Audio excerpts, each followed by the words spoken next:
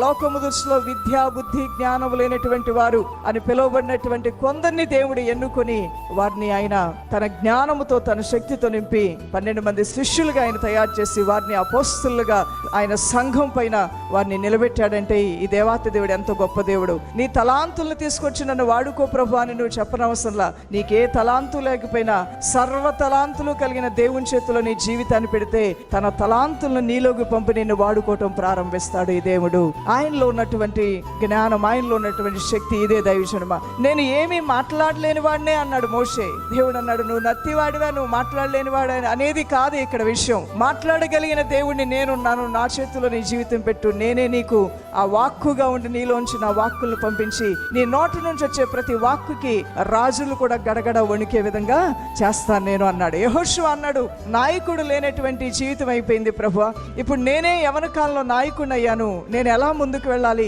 ఎలా ఈ ప్రజలు తీసుకుని వెళ్ళంటే భయపడవద్దు, దిగులు పడవద్దు, కలవరపడవద్దు, నా సేవకుడైన మోషేకు తోడై ఉన్నట్లు నేను నీకును తోడై ఉంటాను. ఆయన ప్రోత్సాహపరుస్తూ నడిపించాడు. 100 సంవత్సరాల వయసులో ముసలివాళ్ళు అయిపోయినటువంటి సారమ్మ అబ్రహాంతో దేవుడేమన్నాడు, ఇప్పటికీ కూడా మీకు గర్భఫలం నేను ఇవ్వగలిగిన శక్తివంతుడిని, నువ్వు విశ్వాసంతో నమ్మిన ఎల్లా శక్తిగల కార్యాలు నేను చేస్తానన్నాడు. ఈ రోజున వయస్సు భేదం లేదు. నువ్వు వృద్ధాప్యంలో ఉన్నావా, వృద్ధాప్యంలో అడుగు పెడుతూ ఉన్నావా, నడి వయస్సులో ఉన్నావా, నువ్వు బాలుడుగా ఉన్నావా, యవన బిడ్డగా ఉన్నావా, ఎవరు దేవుని పాద సందుకు వచ్చిన చిన్న బాలుడు మొదలుకొని 100 సంవత్సరాల వృద్ధుల వరకు ఈ దేవునికి ఆయన చాకచక్యంగా నైపుణ్యతతో తన జ్ఞానముతో ప్రతి బిడ్డని కూడా ఆదరించి సేద తీర్చి ప్రోత్సాహపరిచే ఈ పరలోకపు తండ్రిని మనం కలిగి ఉన్నాం. లోకము